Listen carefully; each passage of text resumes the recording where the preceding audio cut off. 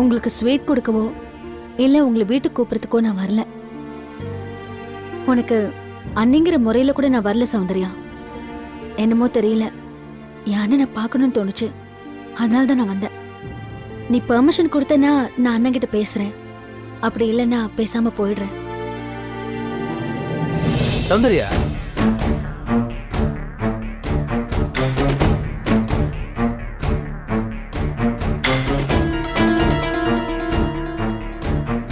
பரவாயில்லண்ணா, அவளுக்கு நம்ம பேசுறது பிடிக்கல போல இருக்கு. நான் கிளம்புறேன்னா. அண்ணி ஒரு நிமிஷம் இருங்க.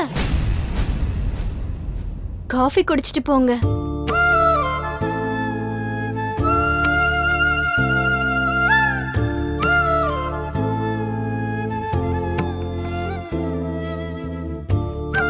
இந்தாங்க அண்ணி. தேங்க்ஸ். அன்னைக்கு நான் பண்ணது ரொம்ப தப்புதான், என்னை மன்னிச்சிடுங்க அண்ணி.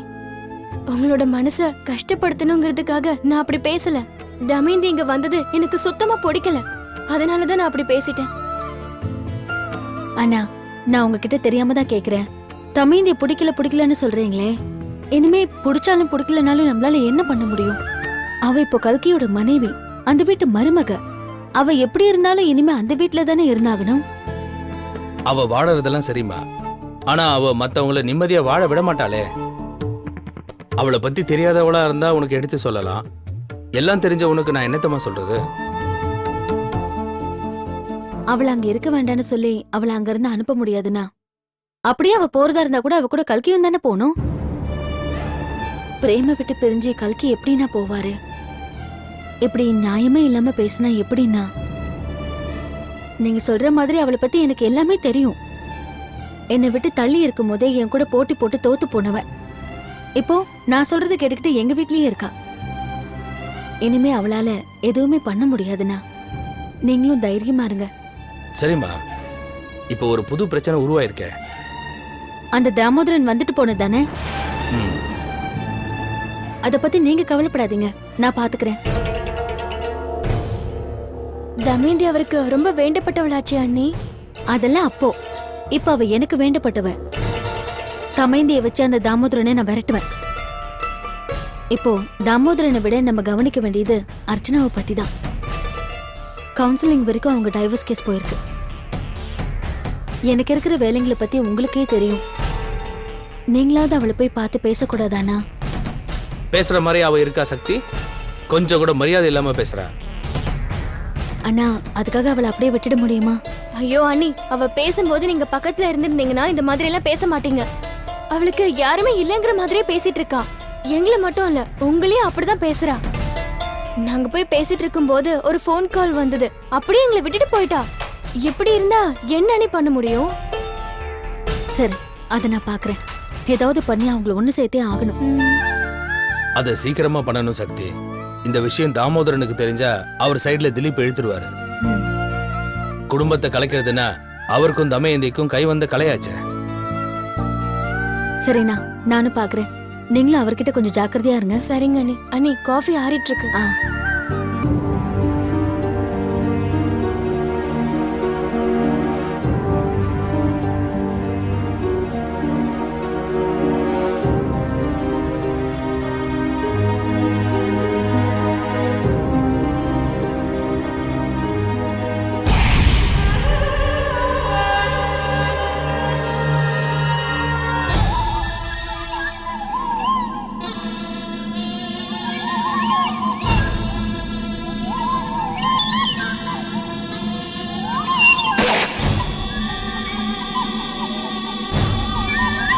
வணக்கம்மா.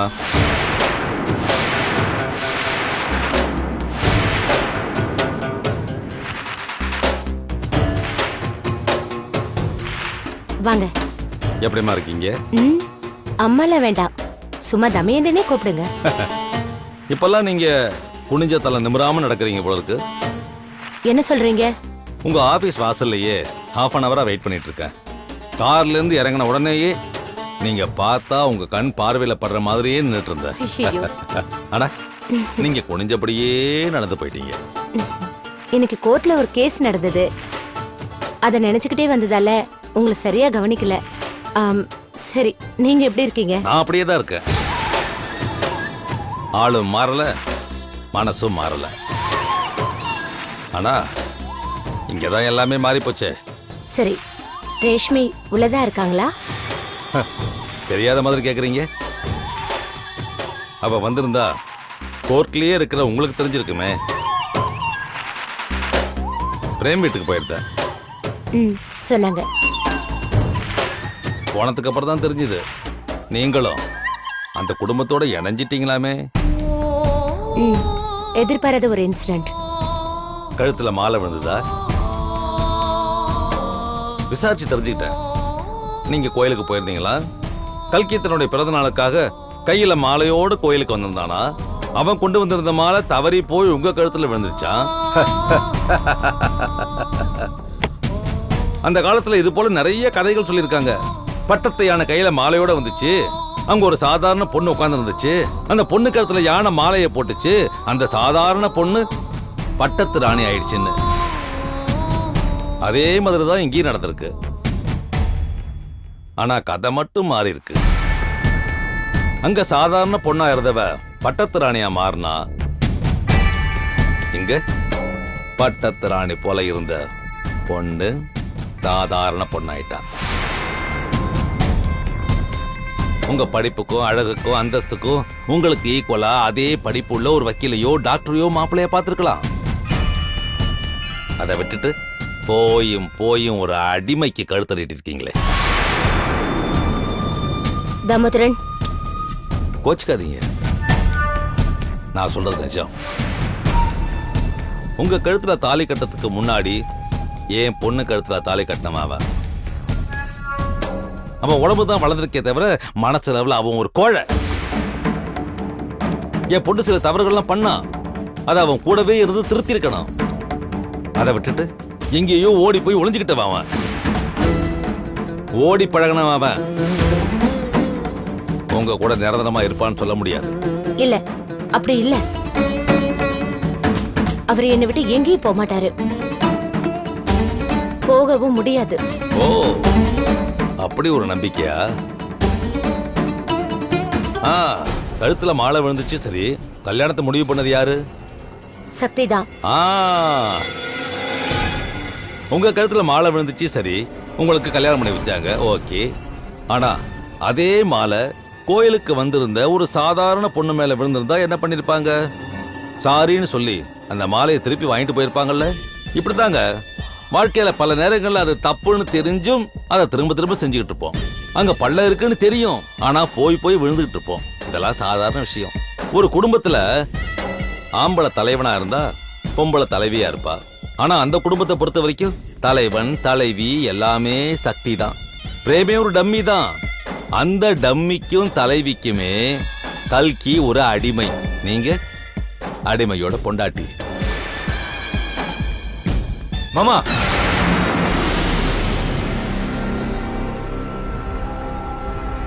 என்ன பேசிட்டு இருக்கீங்க இங்க? எல்லாத்தையும் கேட்டுட்டு தானே வந்திருக்க. என்னமோ என்ன அடிமைங்கிறீங்க? நான் அடிமையா? என்ன அந்த வீட்டுல உன்னால தனியா எந்த முடிவாவது எடுக்க முடியுமா? அதுக்கான அவசியம் எனக்கு இல்ல.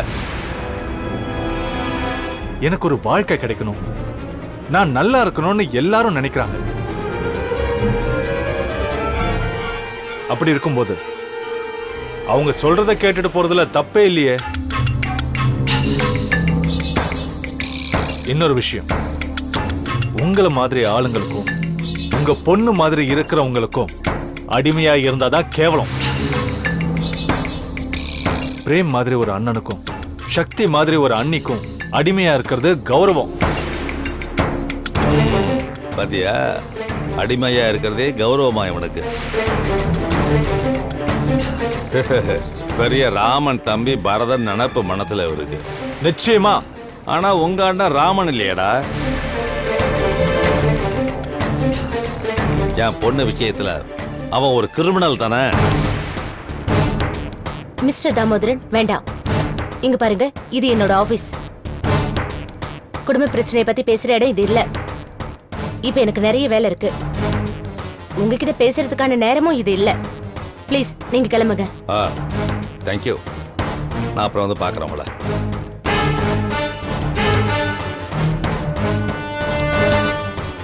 புது மாப்பிள்ளை இல்ல, அதான் வேகம் அதிகமா இருக்கு. ஆனா என்னை பொறுத்த வரைக்கும் இவன் ஒரு பழைய piece.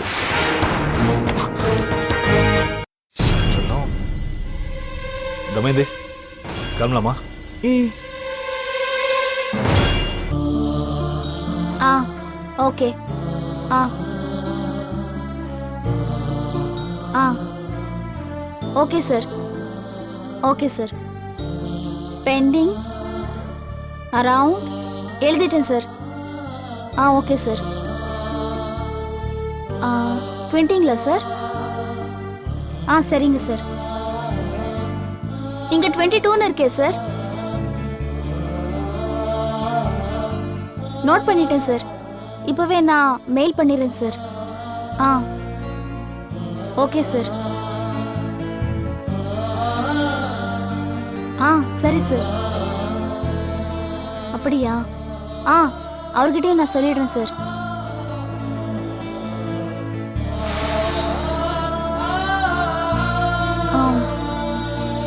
Fine sir. Okay sir.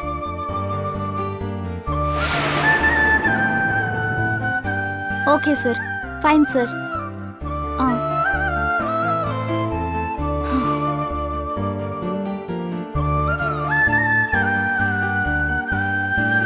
Archana, உட்காருங்க மாமா.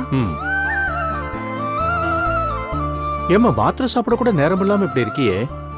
எதுக்காக இந்த பதட்டம்? எதுக்காக இந்த பரபரப்பு? யாருக்காக இந்த வேலையெல்லாம் பண்ணிக்கிட்டு இருக்க? யாருக்காக இந்த சம்பளம் சொல்லு சொல்லு அர்ச்சனா. எனக்கும் எனக்கு பிறக்க போற குழந்தைக்கும் தான். அப்போ நாங்கெல்லாம் இல்ல இல்ல? இருக்கீங்க, ஆனா எனக்காக இல்லையே. எனக்கு நான் மட்டும்தான் இருக்கேன். அதான் விவாகரத்து நோட்டீஸ் அனுப்பிச்சிட்டார்ல மாமா. என் முகத்திலே முழிக்க கூடாதுன்னு ஆபீஸ் விட்டே போயிட்டாரே. பின்ன நீங்க மட்டும் எதுக்காக மாமா இங்க வந்தீங்க? அப்படியே வந்தாலும் இந்த கேஸ் முடிகிற வரைக்கும் வருவீங்க. அதுக்கப்புறம் நீங்களும் மறந்துடுவீங்கல்ல. தோ இப்பவே பாருங்க, என்னோட அப்பா அம்மா என்ன மறந்துட்டாங்க, அண்ணன் அண்ணி மறந்துட்டாங்க. இப்படி ஒரு கல்யாணத்தை பண்ணி வச்ச எங்க அக்கா அவங்களும் மறந்துட்டாங்க. உங்களுக்கு மட்டும் ஏன் மாமா இந்த கஷ்டம்? அப்போ நாங்கெல்லாம் யாருமே வேண்டாங்கிற முடிவுக்கு வந்துட்டல? ஆமா மாமா. அப்போ திலீப் உனக்கு வேண்டாம்ல? வேண்டாம் மாமா. அப்போ அவன் கட்டின தாலி சொல்லுமா.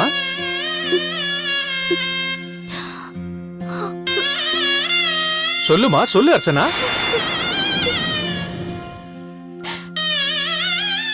நான் என்ன மாமா சொல்றது?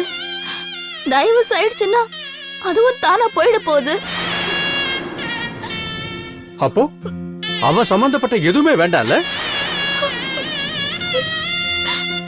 நிச்சயமா வேண்டாம். அப்போ வயித்துல வளருத குழந்தை அதுவும் அவன் சம்பந்தப்பட்டதானே? அத கலைச்சல அர்ச்சனா.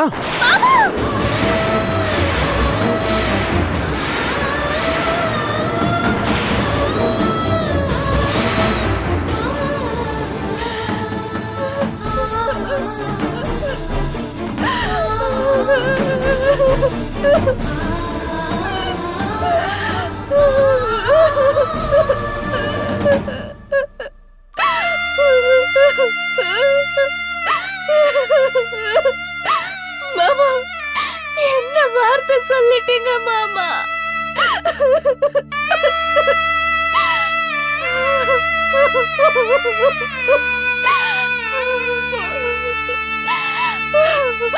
அர்ச்சனா, அர்ச்சனா. மாமா, அவரு கூட இந்த வார்த்தையை சொல்லலையே மாமா. உங்களுக்கு மட்டும் எப்படி மாமா பேச தோணுச்சு? உங்களை நான் எப்படி எல்லாம் நினைச்சிட்டு இருந்தேன் தெரியுமா? இந்த வார்த்தைய நீங்க சொல்லலாமா மாமா? இந்த வார்த்தை அதுக்கு பதிலா என்ன செத்து போன்னு சொல்லிருக்கலாம் மாமா. நான் செத்து போயிருப்பேனே, நான் செத்து போயிருப்பேனே, நான் செத்து போயிருப்பேனே. மாமா இத கலைச்சிட்டா அப்புறம் நான் எதுக்காக மாமா வாழணும்? உன் குழந்தைன்னு வார்த்தைக்கு வார்த்தை சொல்றியே. திலீப் இல்லாம எப்படி உனக்கு குழந்தை வந்துச்சு? உனக்கு எப்படியோ அப்படிதான் அவனுக்கும். கோர்ட்ல டைவர்ஸ் கிடைச்சா கூட நீ அவனை தான் பிரிஞ்சு வாழ முடியுமே தவிர குழந்தை 2 பேர்கிட்டயும் தான் இருக்கும். சரி உங்களை விடு. உன் வயித்துல பிறக்கிற குழந்தை எங்க குடும்பத்தோட வாரிசு தானம்மா. அது எங்க கிட்ட இருக்கணும்ல. அத கொஞ்சனும் வளர்க்கணும்னு எப்படிலாம் ஆசை இருக்கு அர்ச்சனா. எங்களுக்கு இந்த வயசுல வேற என்ன சந்தோஷம் வேணும் அர்ச்சனா? விவாகரத்தை அடிச்சுனா நீ ஒரு கல்யாணம் பண்ணிட்டு போயிடுவ, திலீப் ஒரு கல்யாணம் பண்ணிட்டு போயிடுவான். உனக்கு ஒரு நல்ல மாப்பிள்ளை கிடைப்பான், அவனுக்கும் நல்ல ஒரு பொண்ணு கிடைக்கும். ஆனா குழந்தைக்கு நீங்க 2 பேரும் சேர்ந்து கிடைக்க மாட்டீங்களே. இன்னும் உலகத்தையே பார்க்க வராத குழந்தைங்க உங்க தனிப்பட்ட கோபத்தினால தயவு செஞ்சு தண்டிக்காதீங்கப்பா, தண்டிக்காதீங்க. அது நியாயமே இல்ல. கலைச்சிடுன்னு ஒரு வார்த்தை தான் சொன்னேன். அத வேணும்னு தான் சொன்ன அர்ச்சனா, வேணும்னு தான் சொன்னேன். அதை நீ உணரணும் அப்படிங்கிறதுக்காக சொன்னேன். கண்ணீர் விட்டு நீ அழணுங்கிறதுக்காக இல்லம்மா. அம்மா அம்மா, நான் கிளம்பும் போது ஒரே ஒரு வார்த்தை சொல்றேம்மா. நீ சொன்ன மாதிரி உன்னால வர எங்கேயும் போக முடியாது அர்ச்சனா. அதே மாதிரி கெஸ்ட் ஹவுஸ்ல இருந்தாலும் ஆபத்து தான் அர்ச்சனா. இதுவரைக்கும் என் மருமகளா இருந்தம்மா, இப்ப என் மகளா நினைச்சு கூப்பிடுறமா. என்னோட வந்துடு அர்ச்சனா, பிளீஸ். உன்னை கையெடுத்து கும்பிடுறேன். என்ன நம்பி வாமா, நல்லபடியா காப்பாத்துறமா. எதுக்கும் பயப்படாதன்னு. வரியா? வாமா.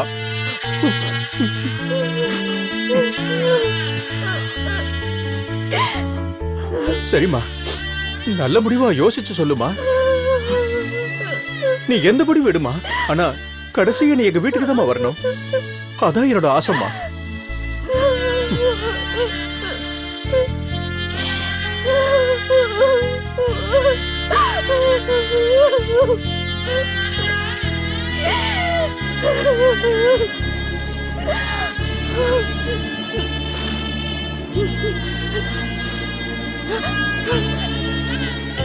ஓய் குட்டி பையா, என்னடா?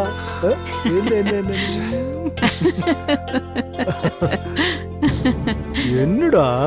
உட்கார் உட்கார் உட்கார். இந்தா உட்காரவே. உட்காருங்க. கல்கி, என்னாச்சு? டென்ஷனா இருக்கு? என்னடா? காலையில ஆடிட்டருக்கு ஃபோன் பண்ணி பேலன்ஸ் ஷீட் கேட்டேன். தமயந்தி கிட்ட இருக்குன்னு சொன்னதுனால அங்க போய் வாங்கலான்னு போனேன். அங்க போய் பார்த்தா தாமோதரன் மாமா அங்க உட்கார்ந்திருக்காரு. நீங்க பேசுனது பத்தாதுன்னு தம்பிந்த கிட்ட பேச ஆரம்பிச்சிட்டாரா? ஆமா, தெரியாம தான் கேக்குறேன். தப்பு பண்ணதுனால தானே அவரை ஜெயில போட்டாங்க. அதுக்குள்ள எப்படி விடுதலை ஆனாரு? விடுதலை ஆகல அண்ணி, பெயில வந்திருப்பாரு. இங்க வந்த தாமோதரன் மாமா நேரா தமயந்தியோட ஆபீஸ்க்கு தான் போயிருக்காரு. அங்கேயா? அங்க இருக்கு போனாரு. தமயந்தி தான் இப்போ நம்ம வீட்டு மருமகள் ஆயிட்டாளே. அது அவருக்கு தெரியாதுல்ல. அவர் அங்க போனதுக்கு அப்புறம் தமயந்தி அவர்கிட்ட சொல்லிருப்பா. அவர் ஏன்? பிரேம், ஆரம்பத்துல தமயந்தி அவங்களுக்கு ஃபேவரா தானே இருந்தா. இப்ப கூட அதே மாதிரி இருப்பான்னு நினைச்சிருப்பாரு. ஆனா தமயந்தி இப்ப அவருக்கு ஃபேவரா இல்லைங்கிற விஷயம் தெரிஞ்சிருக்கும். இன்னொரு விஷயம், தமயந்தி அவரை வெளியே போன்னு ஏன் கண்ணு முன்னாடி தான் சொன்னான். தாமோதரனை நினைச்சாலே எனக்கு பயமா இருக்குடா. எல்லாரும் சேர்ந்து இருக்கிற நேரத்துல அவன் வந்து நின்னுடுறான். அப்ப இவங்க 2 பேரும் பிரிஞ்சிருந்த நேரம். கஷ்டப்பட்டு இவங்க 2 பேரையும் ஒண்ணு சேர்த்தோம். அவன் அப்ப உள்ள நுழைஞ்சான். ரேஷ்மிய கொன்னுட்டான்னு சொல்லி பிரேம் மேல ஒரு பழிய போட்டான். அதுக்கப்புறம் தானே நம்ம குடும்பத்துல பிரச்சனையே ஆரம்பிச்சது. போலீஸ் ஸ்டேஷன், கோர்ட்டு, ஜெயிலுன்னு பிரேமும் சக்தியும் மாறி மாறி அனுபவிச்சாங்கல்ல, அவ்வளவுக்கும் தாமோதரன் தானே காரணம். அதுக்கப்புறம் நம்ம வீட்டுக்குள்ள வந்து அவன் பண்ண கலாட்டா கொஞ்சமா நஞ்சமா? அப்போ பண்ணிருக்கலாம் பாட்டி, ஆனா இப்ப பண்ண முடியாது. அப்போ தாமோதரனை பத்தி யாருக்குமே தெரியாது. ஆனா இப்போ நமக்கு மட்டும் இல்ல, போலீஸ்க்கு கூட நல்லாவே தெரியும். அப்படி ஏதாவது பண்ணாருன்னா அதை வச்சு அவரோட பெயில கேன்சல் பண்ணிடலாம். அதை இப்பவே செய்ய முடியாதா? முடியும் பாட்டி. அவர் நம்ம வீட்டுக்கு வந்து கலாட்டா பண்ணதை வச்சே அவர் மேல கம்ப்ளைண்ட் கொடுத்து மறுபடியும் உள்ள தள்ளிருக்க முடியும். பாவம்னு தான் பாக்குறேன். அவனுக்கெல்லாம் பாவமே பார்க்க கூடாது. வீட்டுக்குள்ள வந்து நின்னு குழந்தைய போட்டு தாண்ட சொல்றானே, எவ்வளவு கொடூரமானவனா இருப்பான். கல்கி, தம்பிந்தி கிட்ட மட்டும் நல்லா சொல்லி வைங்க. தாமோதரனை அந்த ஆபீஸ்ல சேர்க்க கூடாது. அப்படி எங்கேயும் போக முடியாம எல்லா வழியிலயும் அடைச்சிட்டோம்னா அவரால எதுவுமே பண்ண முடியாது. அவரோட கேஸ் இன்னும் ஆரம்பிக்கல. ட்ரையலுக்கு வர வரைக்கும் அவர்கிட்ட கொஞ்சம் ஜாக்கிரதையா இருக்கணும். எனக்கு ஒரு யோசனை தோணுது சக்தி. நம்ம வீட்ல ஒரு சத்யநாராயண பூஜை பண்ணலாமா?